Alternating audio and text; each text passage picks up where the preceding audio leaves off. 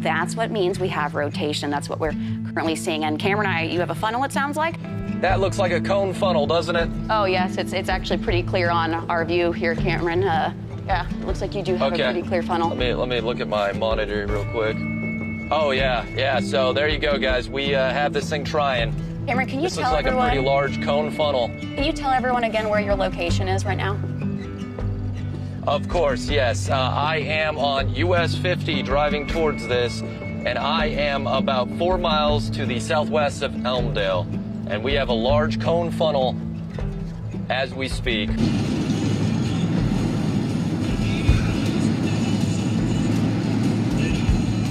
don't know that that's smoke, babe. I think that's dust. I think it's dust? Yeah, because you just passed the field where it's spewing off if there's no flame. That's dust. Okay, that's dust. So this might be like dust storm turned into a tornado, Charlie? Whoa. I don't know. That was... Dust, though. Okay, well, go nice and slow. Nice and slow, Charlie. Yeah, did you hear it hit the car? Yes, be careful. Those are some gusts. Look at them rolling by.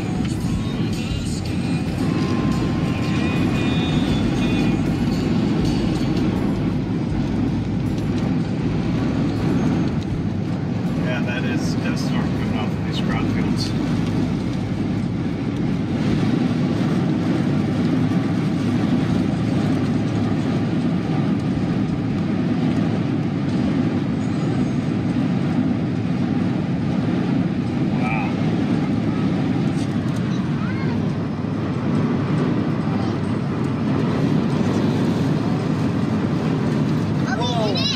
The big old branch just flew, Charlie, so be careful. I know, I'm watching.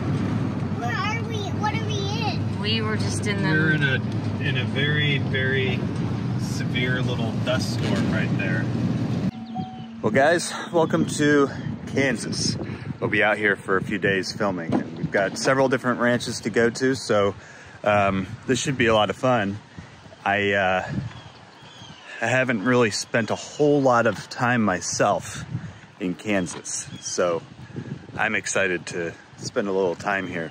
Not that I ever want to move to Kansas, but you know, this is like the Great Plains where people crossed many years ago and struggled to get through all this wind. And anyway, I think I'm being filmed through the doorway over there.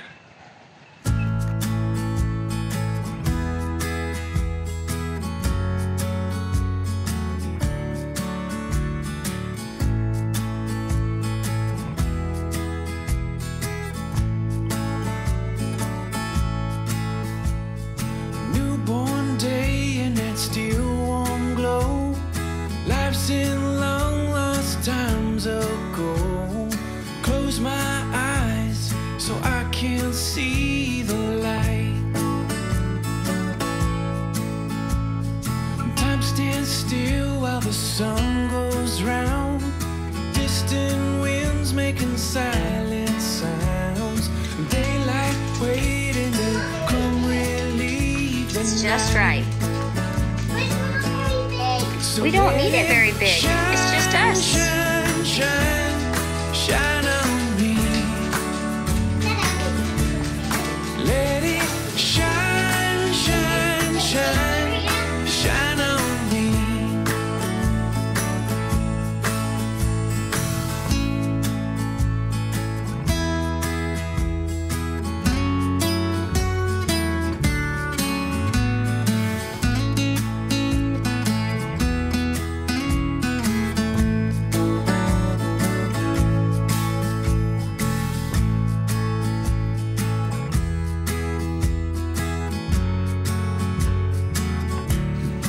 Guys, welcome to the Maxwell Wildlife Refuge. Well, we'll be working for the next day or so with the Kansas Department of Wildlife Parks and Tourism, actually.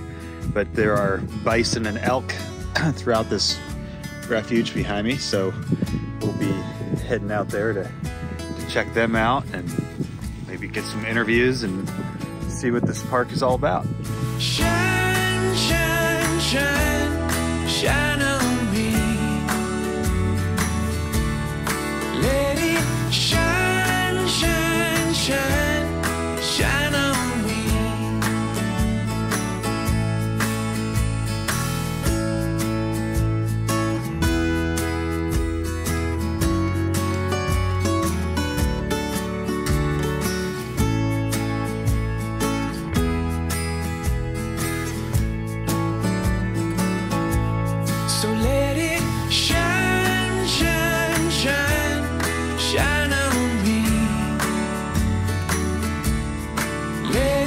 shine, shine, shine, shine on me. Yeah, let it shine, shine, shine, shine on me.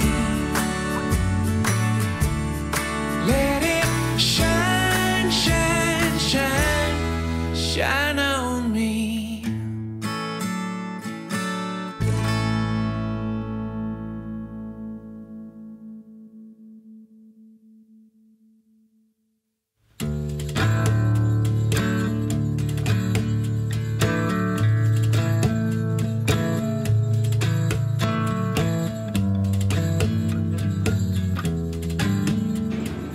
I'm gonna get some blankets. They shouldn't be able to happen.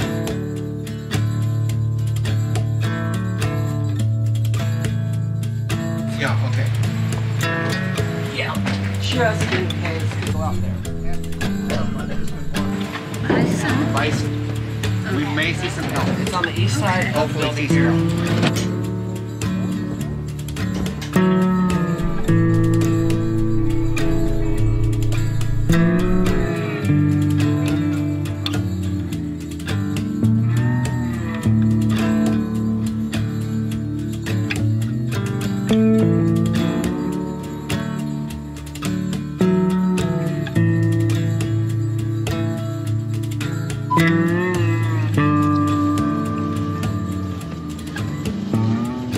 Yes, this is Trish.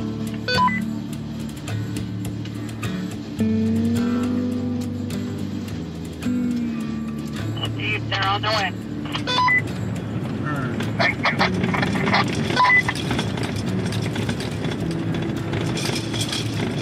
I could burn that Buffalo Hill. There's because it's there's the elk over there bedded down. Oh, yeah. Cows. Some of them. Cow herd. What do we got now? About 50, 55 head of elk out here? Cliff? Yeah, 55, 56 head, somewhere out there. It's just dummy locked anyway. I'm going to leave it open, right? Yeah. You want to tell Charlie, does he need to close it up? What's that? Does Charlie need to close it behind, or is this where this is the tours coming through here? This is where the tram's going to go right on this trail, right out to out there where them buffalo are. Okay.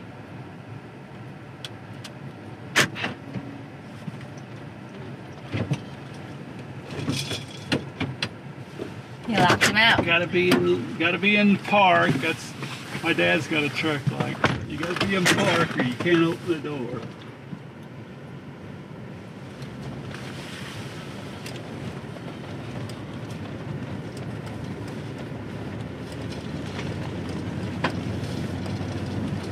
Now, on this side of the road from this trail to our east boundary, it was burned in August of 10.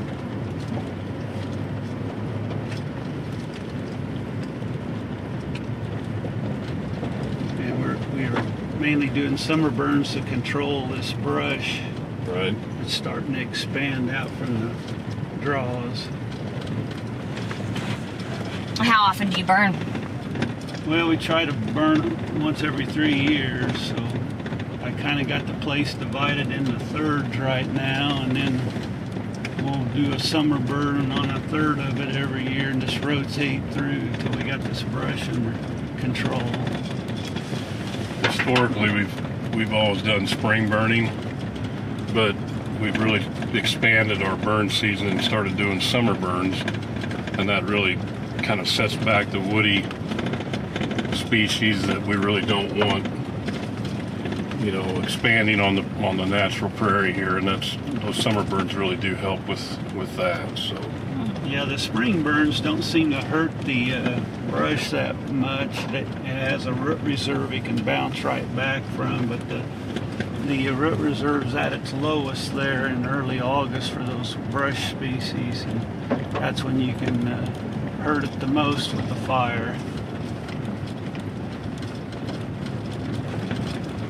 when you guys were coming in, Shawnee, you were probably thinking, man, this is just flat Kansas, and then you get north of Canton here, and the topography just changes so drastically. It's just kind of a neat oasis, I think. I don't know what you thought of it. Yeah, no, I agree. Last time we were driving through Kansas Main I-70 stretch, you know, I was like, man, because in the far distance, you know, there's got to be more going on, but you always wonder. And then this was a primary example of that, where we're like, oh, okay, all right, there's some variance here. We're not flat everywhere. We're in the very southeastern tip of the Smoky Hills here. Right. You go just 3 or 4 miles east and you're into the Flint Hills. And it's, if you look at the USGS map for the area, from the highest point on the property to the lowest point, there's about 160 feet of vertical relief. Some more elk. Yep, a few more elk over here.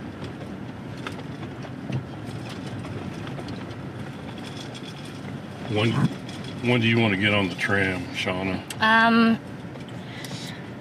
Probably whenever they're about to this point. Does he need the sun to the back? Does he? Would it be better shooting back from this way, away from the sun, or? Hang on Do you want Cliff to stop here then, so you can get on the tram then? Here? Yeah, probably, so I can have him going into the herd.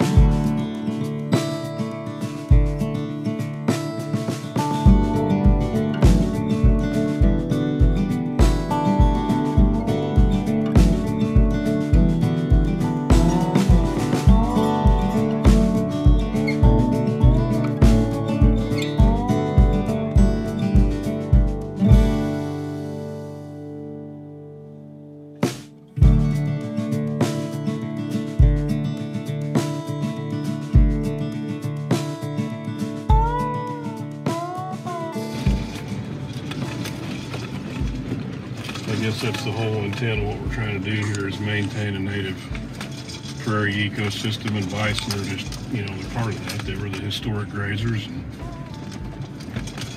so it's natural that they be on this property. Right. Yeah, we like to look at our species richness. We got a plant list and we have a bird list, and our plant list, we got around 375 species of plants here.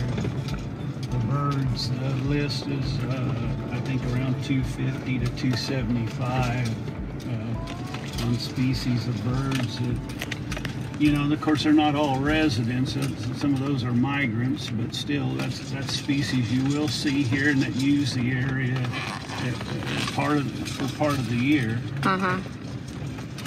How close do you think we can get, Cliff, without spooking them? I'm thinking I can get, 100 feet of them anyway. Does Charlie know? Did you guys say anything to him? I told him. Oh, okay. It's a pair.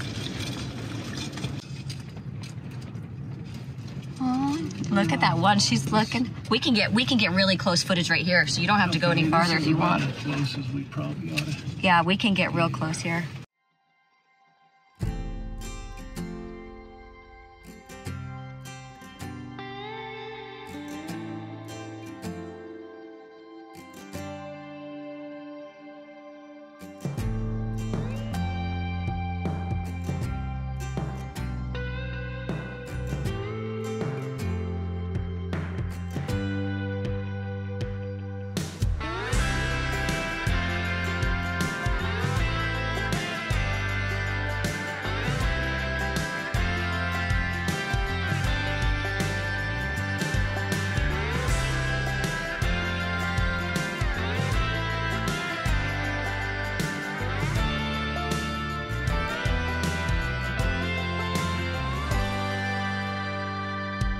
What we try to provide here at Maxwell is a natural native prairie setting.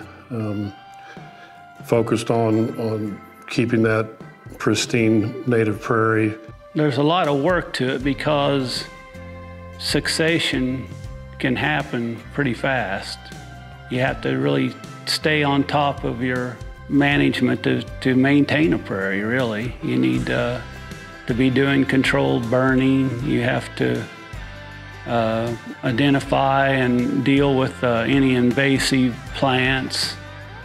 Trees too, invasive trees. And so the prairie won't stay prairie unless you work to maintain it.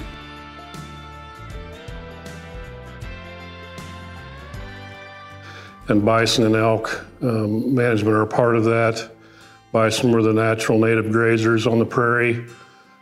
So we've tried to implement those animals here on the refuge since the 1950s, early 1950s when they were first introduced. So elk weren't necessarily listed. Deer were, bison were, antelope, I think. Is that right, Cliff? Were an antelope listed, or is that something we just added later? Antelope may have been listed. Quail, for some reason, yeah. Said they must have been a little scarce at the time. I don't know. But elk had, been pretty much removed from this part of the country, so the Maxwell brothers they didn't even realize that elk had been were native here, so it wasn't part of the agreement. But we actually did try to introduce antelope here, pronghorn, and they wouldn't stay in, so we kind of gave up that endeavor. And that was what, the 80s? 60s. 60s, okay. We'll come right up there too. Some ease up here.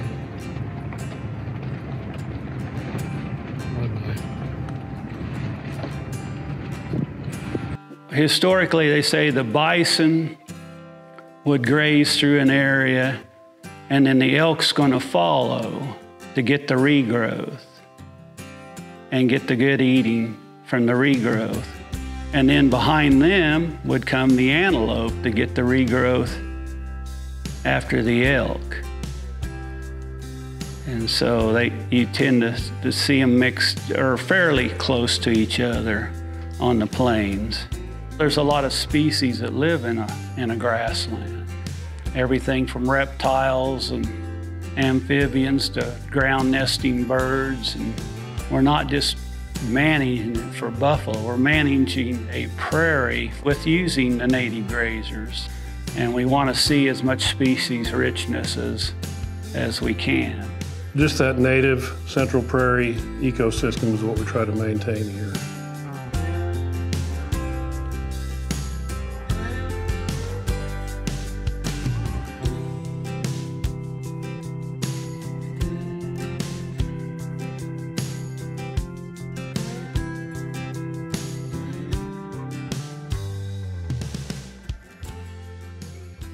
We're at the size of herd that we want for the number of acres of grazing that we have. Here at Maxwell, this is the largest public herd in the state. Varies from the time of the year, anywhere from a little over 200 animals to around 150 after our annual auction. Besides that, we do have another public herd down at Garden City on Sand Sage Bison Range. We don't have near as many animals down there. We've been averaging around 50 to 60 animals, but because of the exceptional drought we've had to destock there, and we're down to about less than 20 head there now, which is unfortunate. There's about 500,000 bison in North America now. There's been so much of the western United States that's been in severe drought that a lot of big herds had to make a 25, some of them a 30% cut in numbers. I think bison here on the plains of Kansas, or in Kansas in general, I think it's going to increase in producers. Shoot, I myself am looking at starting up. The demand is there. The demand will only increase, especially as people are looking to have more home-raised, like I said earlier, homegrown food. There has to be a way to make a living with bison for the private sector. They have to be able to make a profit from bison, or they're going to use their land for something else that will put food on their table, you know, provide for their families. So the better the market for bison meat, the more demand, the more need to have bison in the pipeline coming, you know, bigger herds producing more bison.